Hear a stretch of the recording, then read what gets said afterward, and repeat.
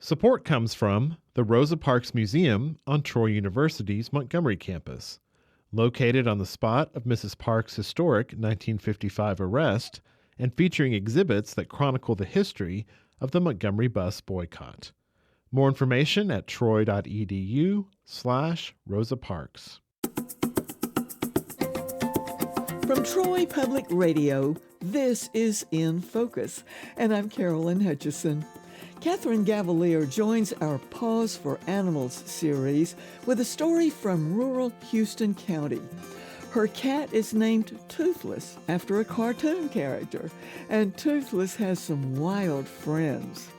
But Catherine's strangest story is about an angry armadillo that hissed and gave chase to her.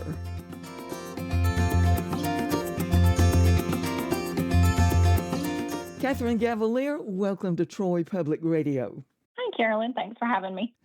Your nickname is Cat, and coincidentally, you have a cat named Toothless. I do.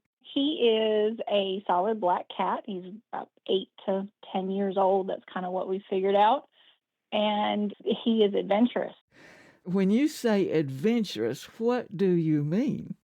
So he's an inside-outside cat. So, we let him in the house and out the house, and, at his demand.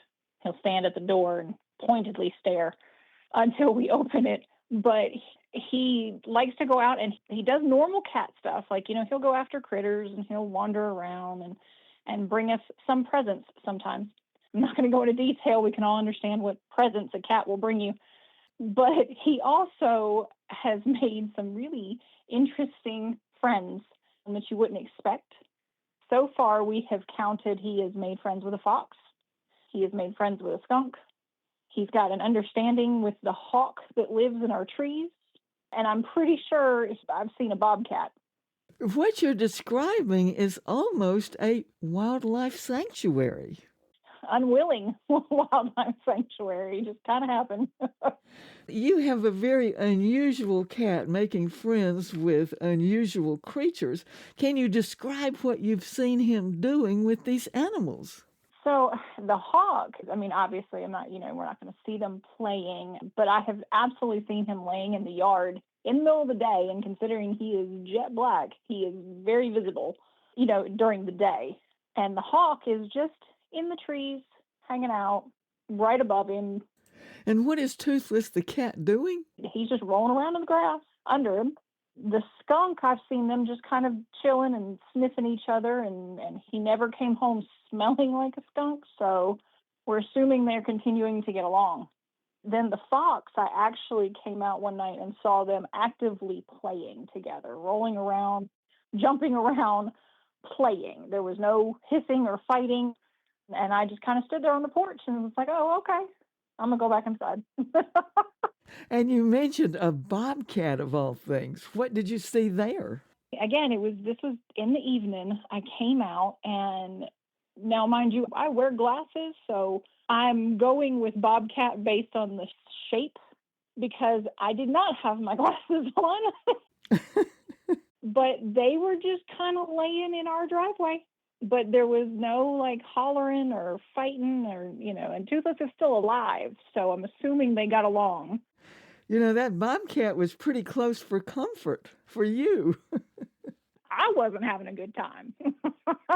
I kind of called Toothless back inside real quick and was like, it's time to stop playing with friends and let's go inside.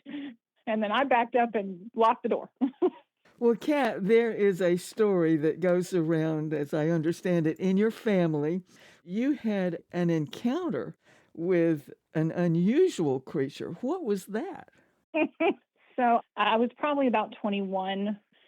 I was living at home with my mother, and it was one evening I was talking with a friend on the phone. I was out on our back porch.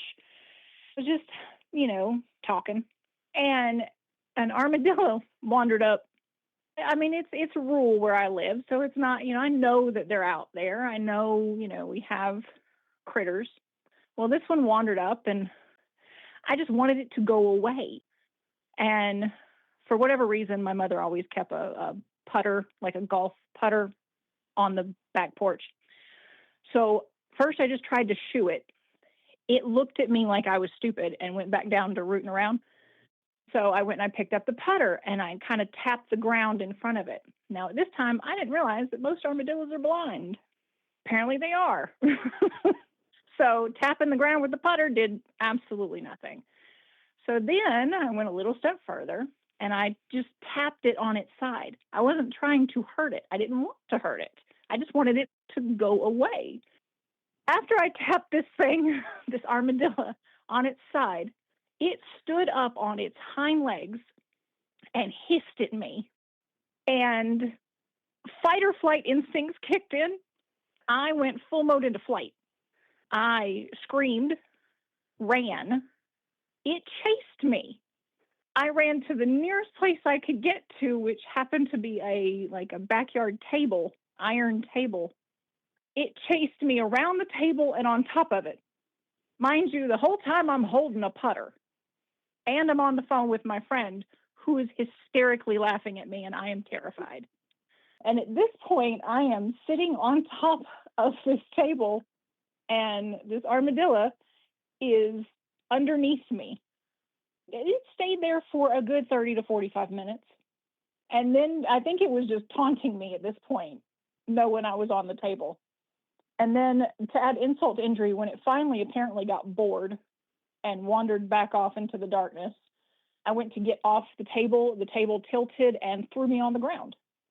And now, mind you, the whole time I'm holding a putter in my hand and just terrified. And my friend is hysterically laughing at me. I am saying some not so ladylike things to her on the phone.